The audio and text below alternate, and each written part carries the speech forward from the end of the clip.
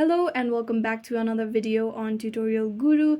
Today we're going to be teaching you how to make your Instagram account private. But before getting started, remember to support our channel, hit the like button, subscribe and turn on your notification bells to get notified every time we post a new video. Without further ado, let's get started. First, open your Instagram app and then go ahead and visit your profile by tapping on the profile icon that appears on the bottom right corner of your screen. After that, go ahead and tap on the three-barred menu that appears on the top right corner of your screen. Tap on Settings and Privacy. Now go ahead, scroll down until you see the option of Account Privacy. Tap on it. Now you'll see that my private account has been disabled. So to enable my private account or to make my Instagram account private, I'll simply toggle this switch, confirm that I want to switch to private, and then my account will be privated by Instagram. And this is how you can make your Instagram account private. I hope this video was useful. If you have any questions, let us know in the comments down below,